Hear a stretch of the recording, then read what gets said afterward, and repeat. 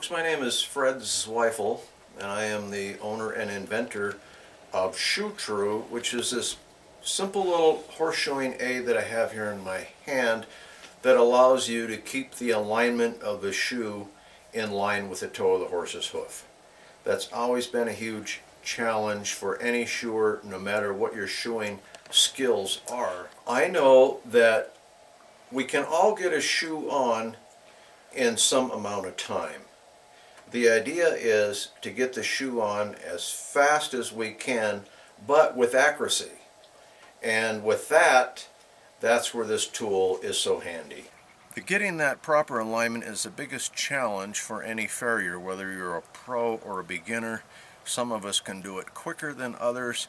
We can all get it done in time, but the idea is to get it done as soon as possible, which makes it better for you and your horse. What I have here is a simulated bottom of a horse's foot. As you're looking at it, I'm going to put the shoe on, and here we have a freshly shaped shoe, and this is what they always do. They slip around, and your challenge is to get this shoe nailed on so it's exactly flush with the toe of the shoe and the hoof, just like that, which is 90% of your shoeing applications, to end up with a shoe like that. Typically it'll end up like that or over here. You know what happens. So our idea is to have that lined up. So I'm going to show you the tool that helps you do that. I wear this tool right here on these washers. It's magnetic, so it's always there whenever I want it. You can put it on your shoeing stand, you can put it on your shoeing box, what works best for you. Here's the horse's foot.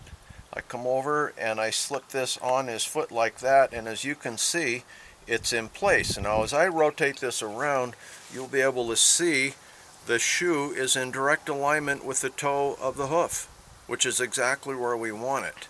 So there it is. Now I'm going to simulate actually shoeing the horse. I'm going to put this down between my knees. Later I'll show you on the horse. Here's the horse's foot between my knees, and sometimes this horse is wanting to move around like this, and you're walking a little bit. You've all been through this. I'm coming up with my shoe. I'm looking at this camera lens right now. I'm going to put the shoe aligned, and I'm not even going to look down there. All I have to do is lightly hold that shoe against the clip. It's lined up. It's there, and I'm not even looking at it. So my job at this point is to simply keep my hand here, and as the horse is calm, I'm going to start with this 3 o'clock nail, get it started, and then I'm going to come over here, start my 9 o'clock nail. Once those two nails are set and rung over, this shoe can't move anymore. At that point, I slip this off. I put it right back here where I carry it on my apron. And at this point, you are free to continue nailing if you want to. If the horse is having a hard time or you're having a hard time, you can put the foot down and finish shoeing later. The second part of this video that I'm going to demonstrate is, say for example you're shoeing a colt or a sore-footed horse. Time is of the essence, especially with younger horses. They've never been shod before. So what we're going to do is we're going to put 2 of these clips on. The first clip I'm going to put on the shoe at the 2 o'clock position, centered at 2 o'clock, just like that. Now I'm going to take a second clip and put it over here at the 10 o'clock position, like this. Now I'm going to put this shoe back on the simulated hoof, and it's just going to drop down and sit there. And as I rotate this around, you can see that the shoe is lined up with the toe of the hoof, and I literally can't even shake this off. I can twist it, turn it, and this thing is like locked on there. Now what I would do with the horse's foot between my feet, I would start this second middle nail. I'd come over here and do this middle nail, and with the clips in this position, it's a little hard to completely set your nail, but once you've got them halfway driven in, at that point, I will simply pull these off, and now the shoe isn't going to move because there's a nail on either side. I pull these off with the horse's foot between my knees, and I'll finish setting those 2 nails, and then you can really quickly put that horse's foot down and save a lot of time for yourself and the horse. So once the shoe is got its 2 nails in, once again, I simply pull the 2 clips off and I can put his foot down. And you can go in, take a break, the horse can take a break, whatever the situation demands at that time. So we're going to go up and take a look at this horse, and I'm going to show you exactly what I would do if I were going to use this in a shoeing application. I'm ready to put this shoe on the horse. I take my toe clip, place it right here at 12 o'clock. It's ready to go. I'm going to pick his foot up. It's between my knees. Okay. Now, I'm going to take this shoe and I'm just going to draw it back to his toe. It stopped. How about that? Right now, the shoe is in perfect alignment with the hoof. And all I have to do is hold my hand there.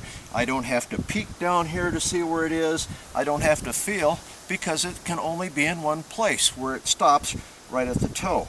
At this point, I'm going to take a nail. I'll start my 3 o'clock nail and I'll do my 9 o'clock nail. Now, for example, if this wasn't there and this horse moved a little bit like that, what do you have to do? You got to get down here, you got to peek, you got to feel, get it lined up, hope you got it right, and do it again.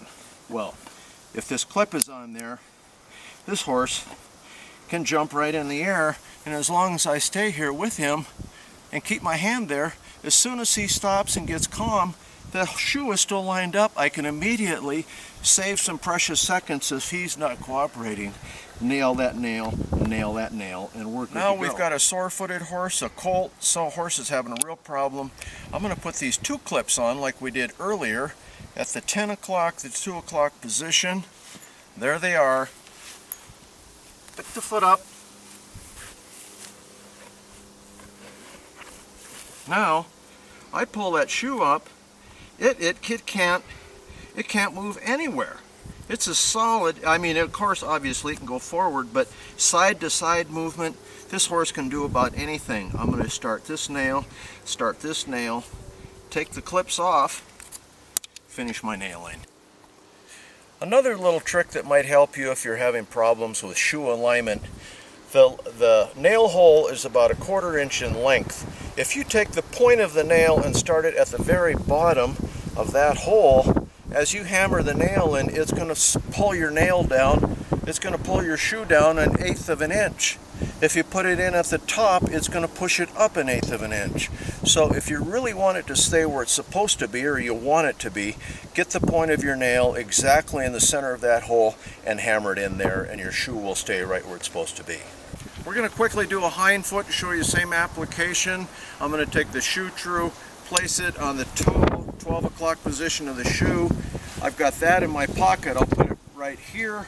Now, I'm going to pick up his foot. Here's his foot ready to go. Now I've got my shoe. Now typically, this shoe is going to be slipping around. You got to get down here, peek down, line it up, get it ready, and get a nail in. But if I have this tool on there, like I always do, all I've got to do is draw the shoe up to there. It stopped. If he wants to move a little bit, great, no problem. As soon as he stops moving, set my 2 nails, peel this off, put it right there, and I can finish nailing or put the foot down and come back later. You're doing your own horse in your backyard, whatever it is. Time is not of essence at that time. This will give you the accuracy if you're a little bit unsure of getting that shoe where it's supposed to be.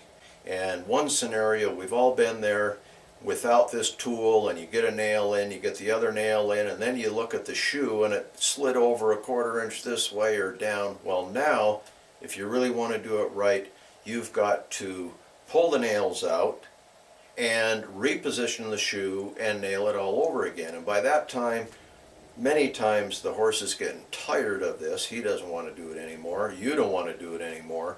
The shoe still isn't on the foot. So if you can use this tool to help with that scenario, because it always snowballs, once you screw it up once, it's going to happen again.